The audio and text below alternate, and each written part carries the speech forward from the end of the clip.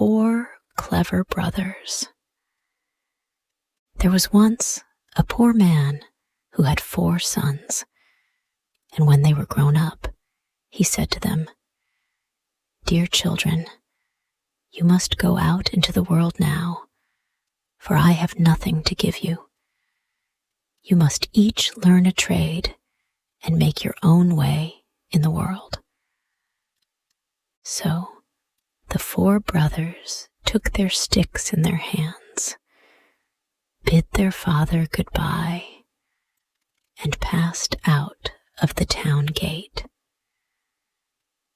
When they had walked some distance, they came to 4 crossroads, which led into 4 different districts. Then the eldest one said, "We must part here, but this day 4 years we will meet here again, having in the meantime done our best to make our fortunes."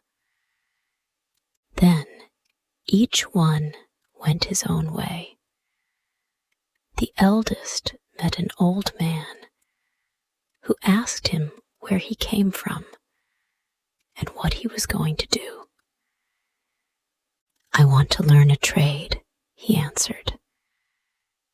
Then the man said, "Come with me and learn to be a thief." "No," answered he, "that is no longer considered an honest trade, and the end of that song would be that I should swing as the clapper in a bell." "Oh," said the man, "you need not be afraid of the gallows. I will only teach you how to take things no one else wants or knows how to get hold of, and where no one can find you out."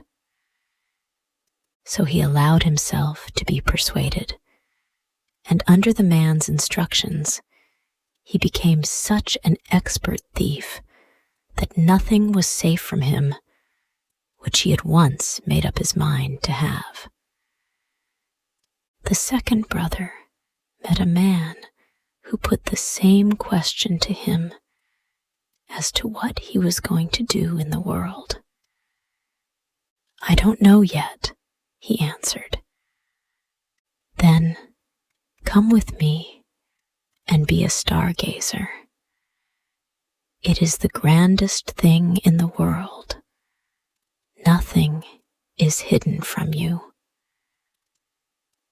He was pleased with the idea and became such a clever stargazer that when he had learnt everything and wanted to go away, his master gave him a telescope and said, "With this, you can see everything that happens in the sky and on earth, and nothing can remain hidden from you."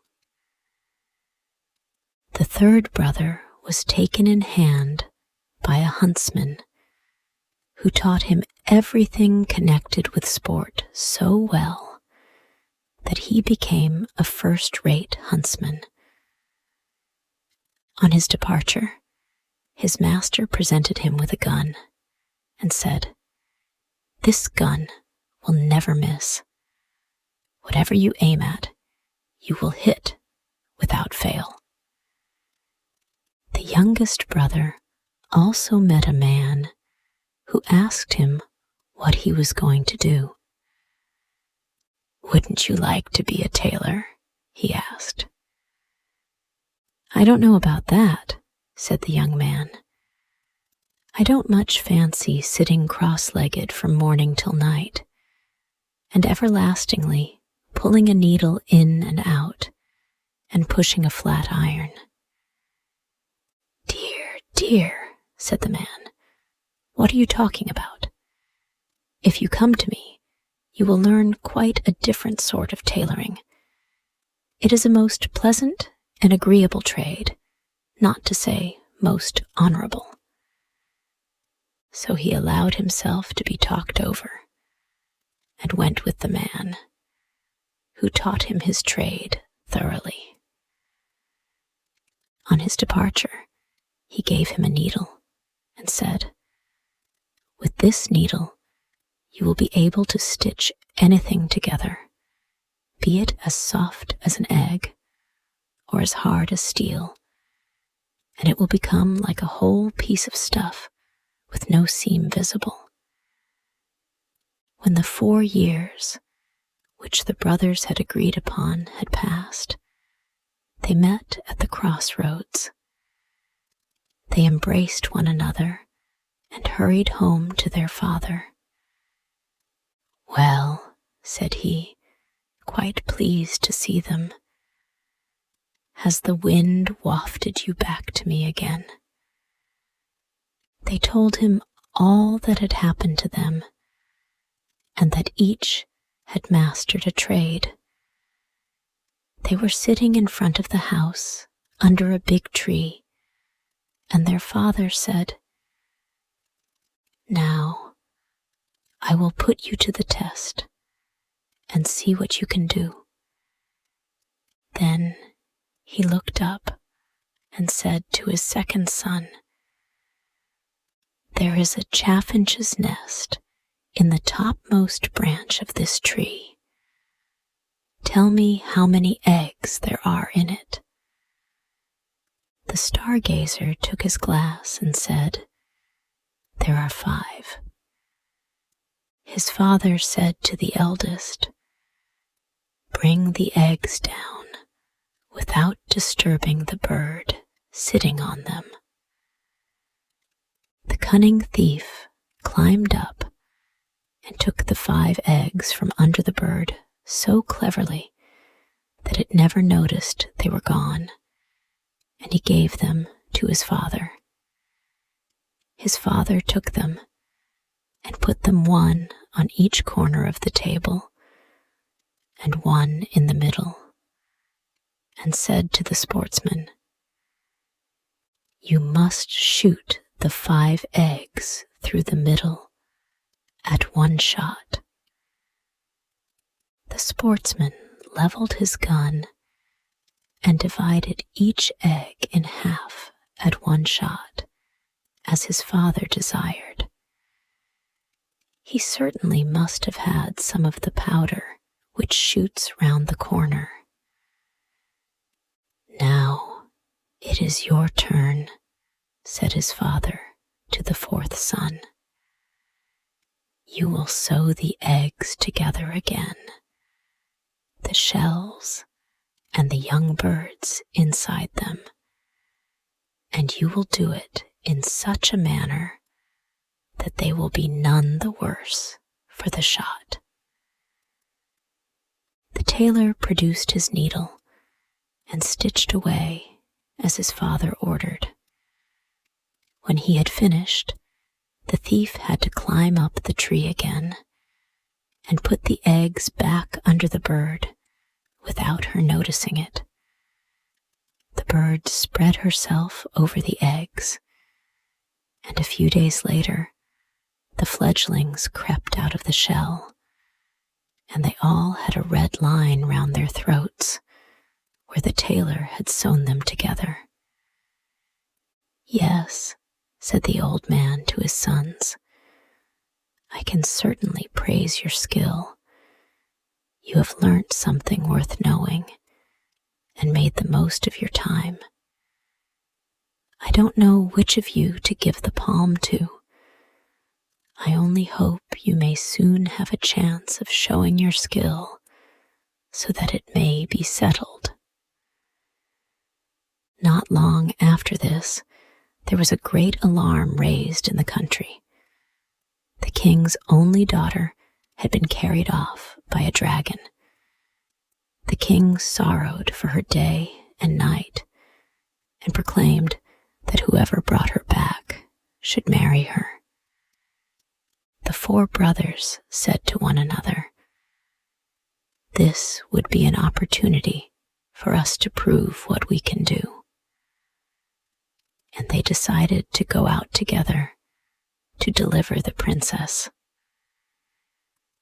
"I shall soon know where she is," said the stargazer as he looked through his telescope. then he said, "I see her already. She is a long way from here. She is sitting on a rock in the middle of the sea, and the dragon is near, watching her." Then he went to the king and asked for a ship for himself and his brothers to cross the sea in search of the rock.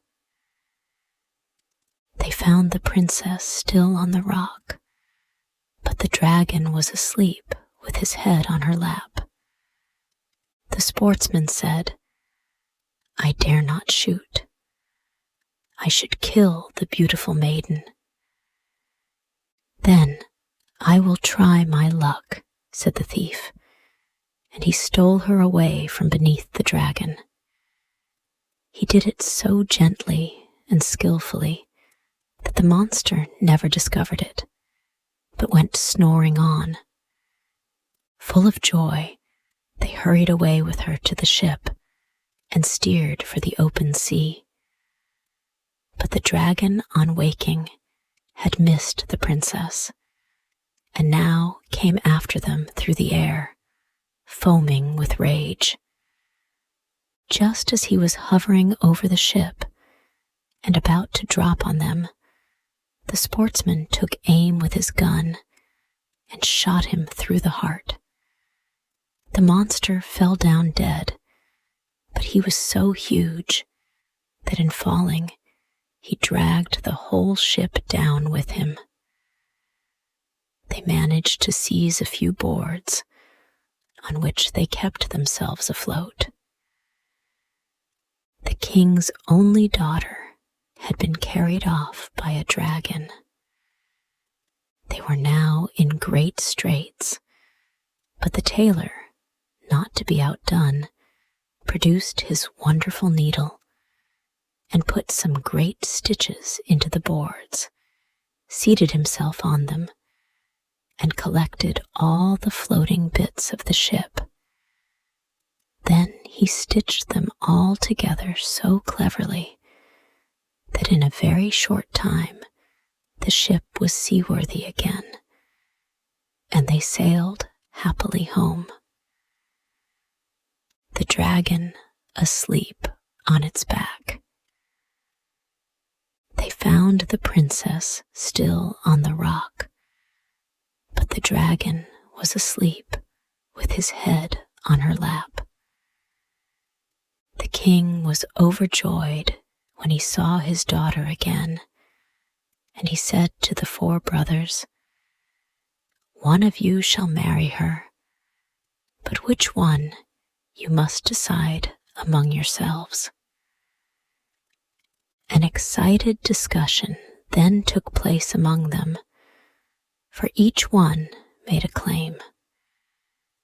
The stargazer said, "Had I not discovered the princess, all your arts would have been in vain. Therefore, she is mine."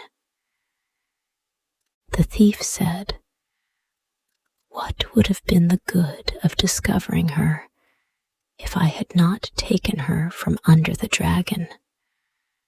So, she is mine." The sportsman said, "You, as well as the princess, would have been destroyed by the monster if my shot had not hit him. So, she is mine." The tailor said, "And if I had not sewn the ship together with my skill, you would all have been drowned miserably. Therefore, she is mine." The king said, "Each of you has an equal right, but as you can't all have her, none of you shall have her. I will give every one of you half a kingdom as a reward." The brothers were quite satisfied with this decision, and they said, "It is better so than that we should quarrel over it." So each of them received half a kingdom, and they lived happily with their father for the rest of their days.